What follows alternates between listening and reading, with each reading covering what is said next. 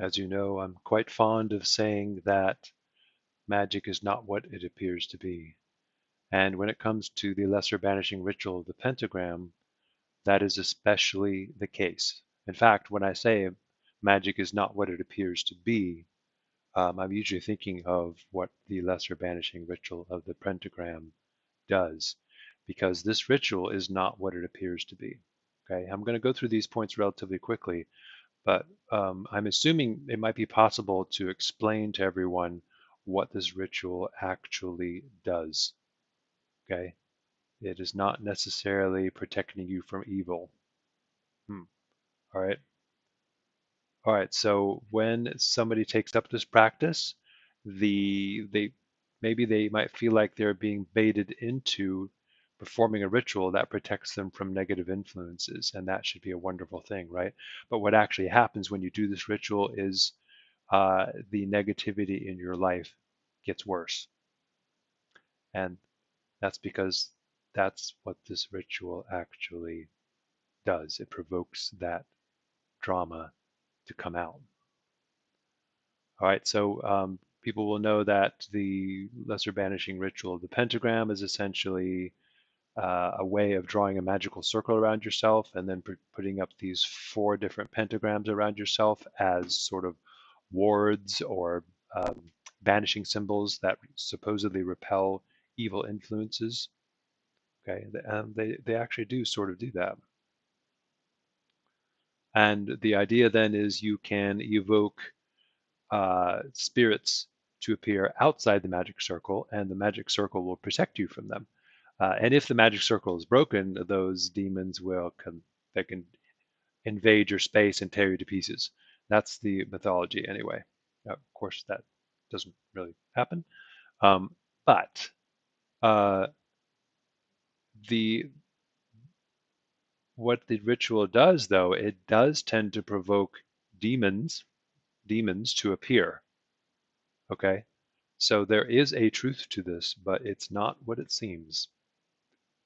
All right, so the more intensified your circle of protection becomes around yourself, the more intensified the alien entities tend to become outside of the magic circle. And anybody who's been doing the curriculum work in the Kabbalah Magic book for some time now has probably experienced this, at least if you're doing the work as directed with the intensity that you're required to do it. Things begin to happen that are can be unsettling. Okay. Um, in order to explain why this happens, I'm going to go into the non-duality of magic. Okay, so um, essentially the universe is all one unified field. Okay, but if the universe is perfectly uniform and unified, uh, not convoluted at all, nothing's happening. And so what has happened in consciousness in order to create the universe is that field has become disturbed. Okay. And as that disturbance happens, then you can get a separation between this part and that part. And these different parts of the universe can now look at each other and see each other. How this happens is a complete and utter mystery. However, we do know it has something to do with vibration, and uh, the medium in which the universe vibrates is a little bit difficult to understand, I think. Probably impossible for us to understand with our human consciousness. But anyway, when this field of consciousness and an infinite mind is disturbed, then you have various waves that appear on the surface. And this wave can now look at that wave. And it's like, oh, look, there's a wave over there. What's it doing? Is it me or is it other than me? Okay, so this is the predicament we find ourselves in. We are out in the universe and we have arisen in this physical form that can now look at things around it and perceive things as other than itself. I hope I'm explaining that well. Well, to illustrate that, let's bring in the myth of the pelican, which is an ancient, well, it's a medieval myth. It was believed that the pelican would actually pick at its own breast to feed its young in order to sustain its young. Pick at its own breast, and then blood would come out from its breast and feed the babies. This is not really what happens, but that's interesting that anybody who, like in medieval times, who would look at a pelican, they would see this happening, and it was really a projection of the way the universe sustains its own drama. Okay, in other words, as the universal field is disturbed, one part of the field can now look at another part, and what happens is one part will actually pick upon another part, and so they'll now interact. Okay, these two things are part of the same thing, really, but they have lost that perspective, and so this part picks at the other part, prodding it to uh, produce various kinds of drama. Okay, uh, and so the pelican picking at its own breast to sustain life of its offspring. This is a model for how the universe actually keeps its you and me constantly being produced as life forms. So in other words, the universe keeps disturbing itself so that more and more life forms can continue to emerge and participate in this sort of crazy drama. Okay. Ah, difficult thing to describe, obviously. And let's see where we are here. And so within the pentagram circle that you draw, there's also a hexagram, which we'll get to that later. But the hexagram basically does symbolize those two elements of the divine, which have now become separated from each other. And you could say that the upright triangle is the consciousness that is observing, and the downward pointing triangle is the field of awareness around that consciousness. Okay. In your magic circle, you at the center of your circle are the red triangle, and the circle around you, your magic circle around you, is the blue triangle. These are this is another emblem of how consciousness has now become engaged with itself. All right. And in the process, we get vibration. And this is the Sri Yantra mantra, which is a very famous glyph from tantric adepts of the East. You can see the two triangles interacting there and vibrating and producing the drama of existence. And you can see that around that field of interacting triangles and the vibration is uh, this this magical ritual space. And in terms of the pentagram ritual, yeah, the 4 pentagrams would be drawn around this field of interacting triangles. Okay, so very interesting, because then the magic circle becomes a symbol of the universe itself, which within itself has a vibration of interacting forces, a vibration between consciousness and what consciousness observes, back and forth, back and forth within this field. Okay. All right. So when you do the lesser banishing ritual, the pentagram, you are basically drawing a picture of the universe around yourself. And this is your sphere of sensation. So the ritual starts with the Kabbalistic cross. Okay, and that's basically drawing down the light into your head and then drawing a shaft of light down through the body. The best way to see this is if you ever look out at the ocean and you see that the sun is just about to set, or has already risen, um, and on the water there's a path of light on the water. It's not just because the water is somewhat disturbed anyway from the ocean, right? And so instead of making a clear reflection of itself, the sun makes a path on the water that leads all the way up to you, or where you are on the shore. Okay, and this is so in other words, the light of pure consciousness is now being perceived as elongated through your body, because the universe is in vibration. Then you have this sort of disturbance pattern, but the light of consciousness is being reflected up and down through your body. Okay, and then you have the cross bars of the cross, right?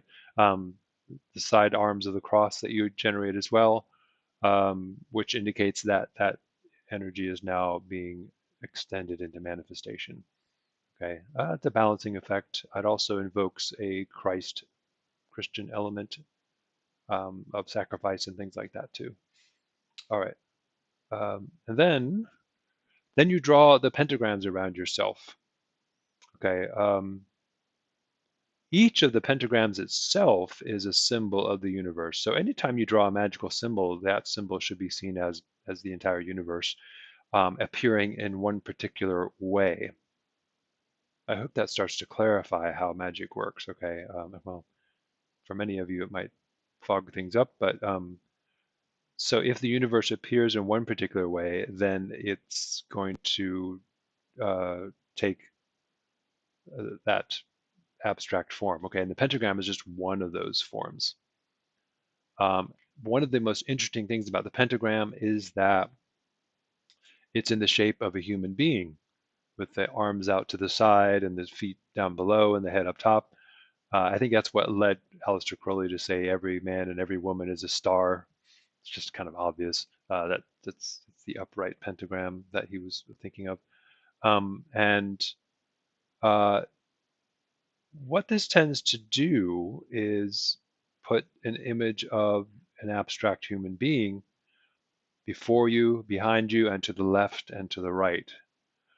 Uh, in your imaginal space around you, these are the directions from which you experience stress. Okay, and above all, the pentagram can be seen as many things. Okay, but above all, it's a personification symbol. So you trace it over the space in front of you, to the left of you, to the right of you, behind you, because something then in that field out there can step forth in some kind of personified form. Okay. Also, it's a projection, sort of like you're putting a scarecrow out there. It's kind of, here's a guard over here, here's a guard, or like you're putting guards out to the side, and they are basically scaring things around you away from you. Okay. It works two ways. So if you're going to be for banishing, it would be basically you're placing 4 scarecrows around yourself to sort of scare the negative forces out there away from you. Okay. If you're invoking, then it would be the other way around, where the pentagram becomes a personification symbol, and anything out there can sort of take a human-like form for you. Yeah. Okay. Then comes the evocation of the archangels. All right. Then after you got your circle drawn around you, and there's a pentagram in the east and the west, and the south and the north, then you can invoke 4 archangels. These archangels are very interesting entities. They are Raphael, Michael, Gabriel, and Oriel, and they correspond to the 4 elements. Okay, so 4 elements make it simple because everything you experience in matter will take one of these forms: solid, liquid, gas, and fire or plasma. Okay, so that means everything's covered. Pretty much everything you experience is now being represented by one of these archangelic forces. Okay, these the way that these forces can be looked at, though, this is going to be a bit strange. Okay, this is the Vajra symbol. Okay, so imagine this symbol. This is what a Tibetan Buddhist will hold up, hold on to. He also has a bell and a Vajra. Okay, or it's also called a dorje. You want to picture this, tilt this upright so that one of those ends that has prongs, those prongs are actually the 4 archangels. Okay, because what you can see there is, if you were to turn this thing upright so that one of those ends is pointed up, you can see there now would be a lotus flower up like this, and on that lotus flower there sits a meditating Buddha, and he is surrounded on 4 sides by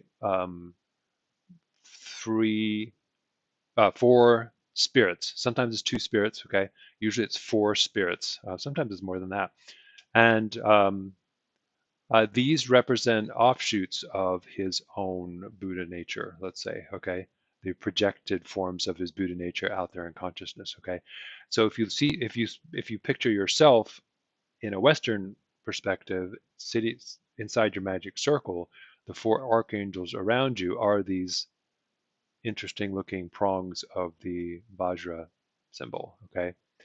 What they show is that you are arising from the lotus flower, okay?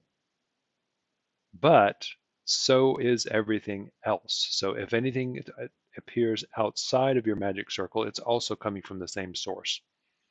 It's a big heads up to you, okay? It's arising out there, but you are maintaining an awareness that, oh, uh, it and I are coming from the same source. This is the ultimate realization um, behind this symbol, and it's the ultimate realization that it'll eventually hit you when you do the LBRP, Lesser Banishing Ritual, the Pentagram every day. Okay, whew, that was hard to explain. After the invocation, or evocation, after the evocation of the archangels, then there is the hexagram. You say, "For about me flame the pentagrams, and in the column shines the six-rayed star." And then you visualize a hexagram that's pretty much in your torso, the upright red triangle and the downward pointing blue triangle of that hexagram is now inside your torso. So you're surrounded on all 4 sides by 4 pentagrams and 4 archangels. And in the midst, in the center of your magic circle, inside your body, is the hexagram. Once again, the hexagram is the pure consciousness that is looking at itself. The upright triangle is the pure consciousness, and the downward pointing triangle is the view screen of the mind that it is sort of enmeshed with. Okay. And once again, that's a non-dual perspective. So in other words, you by practicing the lesser banishing ritual of the pentagram, you're creating a space with 4 sides, and inside that space there is um, uh, a magical field in which the drama of creation can now unfold, where the consciousness can now look at its own contents of its mind. Okay, so pretty much you're looking out in the world, and everything you see is a projection of consciousness. The reason that this is portrayed as a protection ritual is because it does tend to push negative forces out in the perimeter. What happens is that any forms of troublesome scenarios that you have, any forms of trauma that you have inherited from your evolutionary past, will now appear more strongly outside the magic circle. And what happens then is that the tension between your embedded traumatic scenarios and yourself begins to intensify. And this can lead to actual hallucinations. It can lead to you seeing things that some people refer to as astral garbage. I remember Don Michael Craig referred to them as the little nasties. Basically, what's happening is that the traumatic scenarios from your evolutionary past are now surfacing before your waking eyes sometimes, and they're troubling you more than before. What also happens because of this, because there's a strong separation now between yourself and your environment, is it intensifies the ego, and it leads to ego inflation. Okay, so in other words, the consciousness is now being separated out from the view screen of its mind, and the stronger that separation, the stronger the ego becomes. This is the reason why ceremonial magic tends to turn magicians into assholes. People have been wondering, what's wrong with ceremonial magicians? Well, the ego inflation is and it is a sign that the magic is actually working. However, the people who are practicing this stuff, they don't realize what's actually happening. They don't have a teacher to help them through the process, and the ego inflation becomes um, unmanageable. Yeah. So what should be happening is that you are now you're getting a chance to confront the things that bother you and make peace with them. Okay, so that's how the progress can actually result. So in other words, you're making your own psychological problems worse so that you can confront them and make peace with them. And then so that they will never trouble you again, eventually. They will disappear forever. This is the secret purpose behind the pentagram ritual. It's pushing those negative forces out there. They were a part of you anyway. All is one, right? And that's pushing them out there so that you can see these troublesome forces that you have sort of been that you've inherited. They can now rise into some kind of form around you, in the forms of the dramas that you experience, in everyday life. You start to project your negativity out there all over the place. This is actually a desirable process because when it surfaces out there beyond the bounds of your magic circle, so to speak, you now have the opportunity to make meaning out of it and make peace with it. So this is the whole idea of conjuring up your demons and then making peace with them and dissolving them so that they might never return. There's a lot to be said about that, and I have said a lot about that in the Forbidden Realms articles. Okay. All right. So I hope this is somewhat illuminating. It is the true nature of the um, pentagram ritual. Okay, the Lesser Banishing Ritual, the pentagram. Um, One of the hard things to get across here, and this is going to rub some people the wrong way, um, this version of the pentagram ritual that I'm giving you now is not really negotiable. It's not Liam's way of seeing it. Oh, he has such a unique perspective on the LBRP, but that's just one way of looking at it. No, I'm sorry to say it is the way of looking at it. So when you have a non-dual perspective of reality, this is the way that these kinds of banishing rituals actually work. This is what they do. Okay.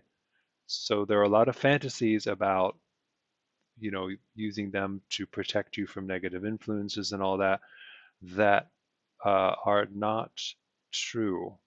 Because the more you intensify your separation from the negativity in your consciousness, the worse that negativity actually gets. The reason this is beneficial, though, is you eventually learn to make peace with that so that it never bothers you again. So there is a beneficial side to this. Why would I do this? Why would I banish evil forces so that they appear outside my magic circle to bother me now even more from the outside?